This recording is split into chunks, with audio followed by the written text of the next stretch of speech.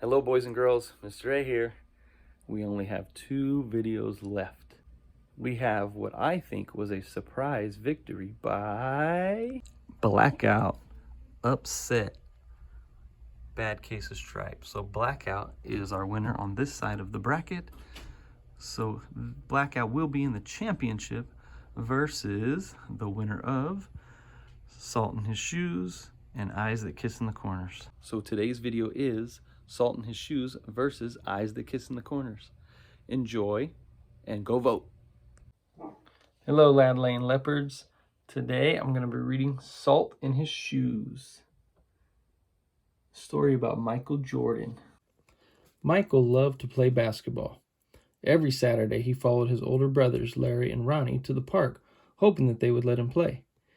And if one of the guys who usually play didn't show, but they always did.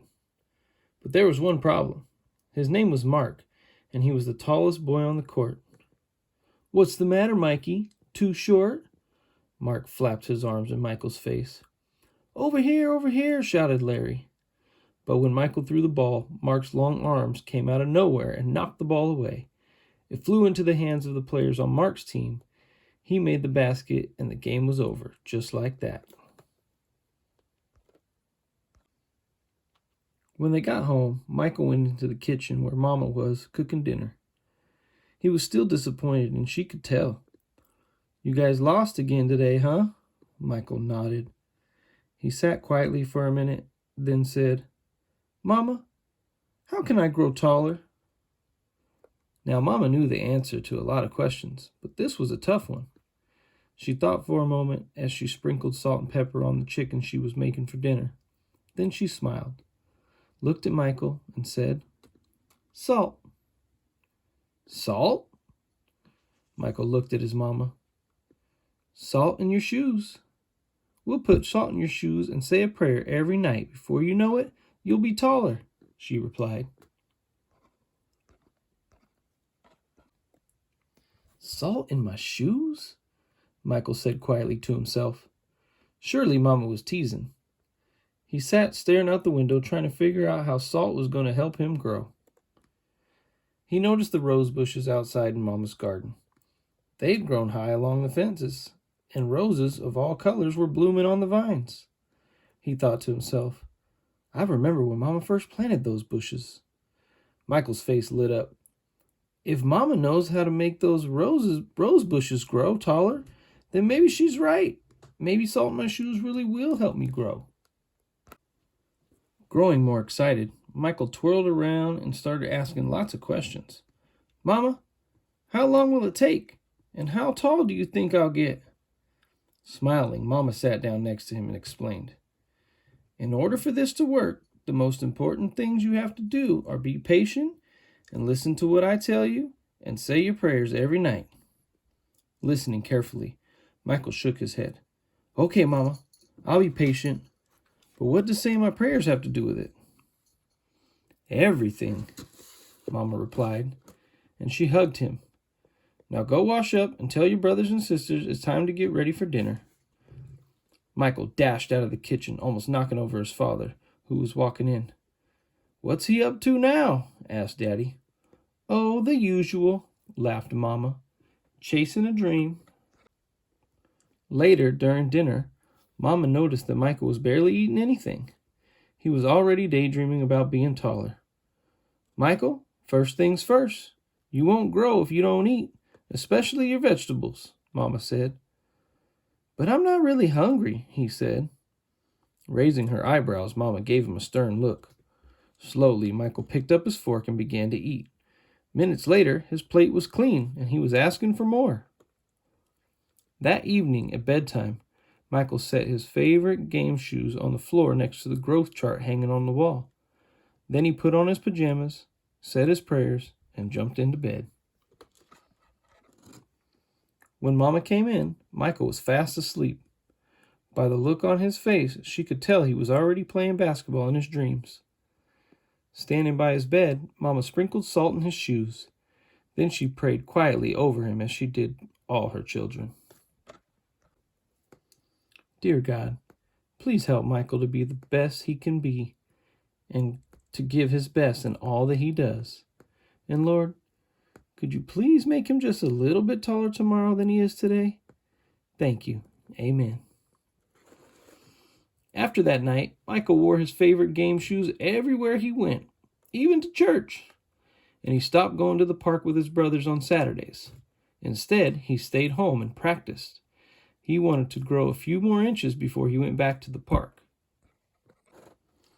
After 2 months of practicing and waiting patiently and praying, Michael stood next to the growth chart on his wall.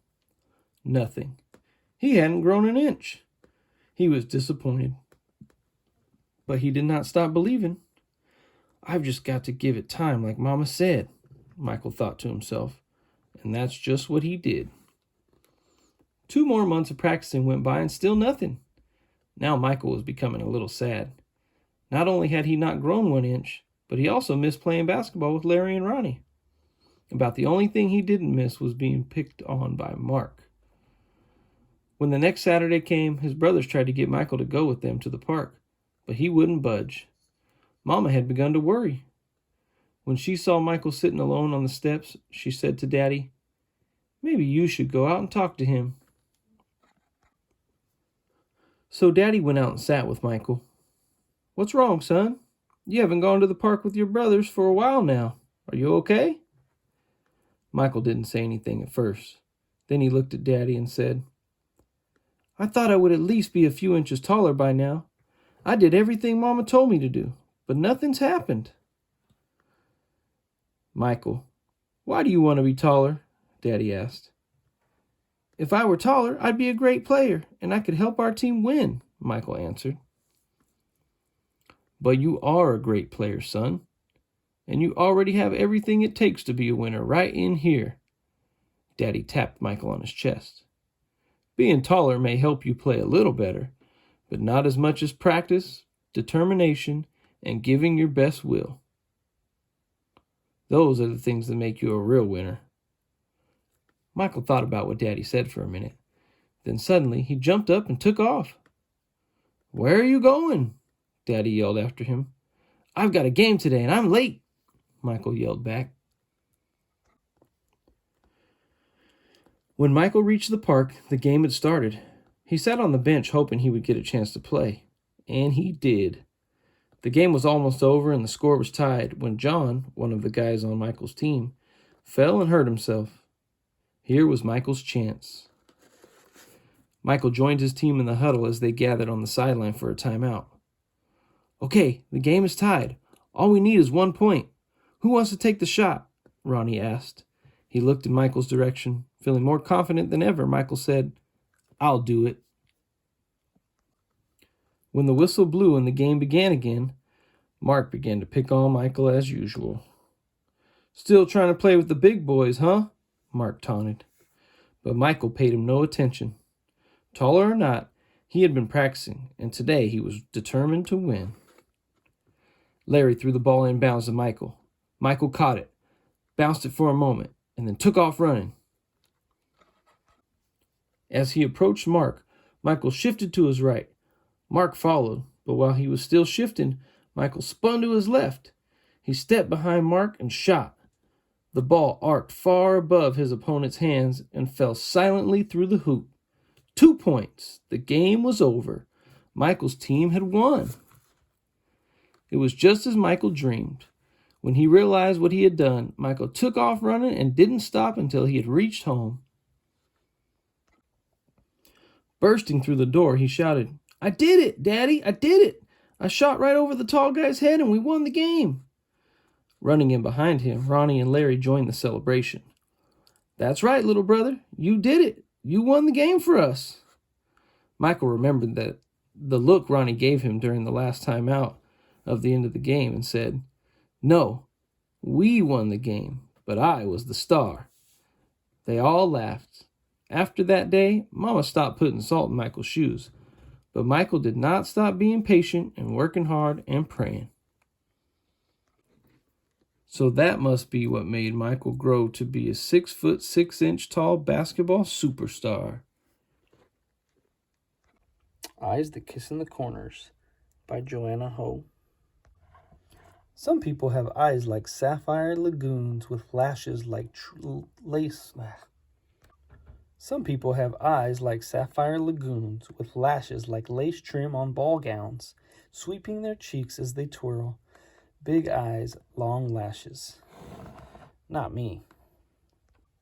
I have eyes that kiss in the corners and glow like warm tea. My eyes are just like my mama's. Mama's eyes that kiss in the corners and glow like warm tea crinkle into crescent moons. When she comes home from work, she scoops me in her arms, eyes sparkling like starlight, and tickles me until we laugh ourselves onto the floor. When Mama tucks me in at night, her eyes tell me I'm a miracle. In those moments when she's all mine, flecks of dancing gold tell me I'm hers too. My mama is my sun and sky, and her eyes are just like Amma's. Amma's eyes that kiss in the corners and glow like warm tea don't work like they used to, but she sees all the way into my heart and can even read my mind. Her eyes are filled with so many stories, I can fall inside them and swim until time stops.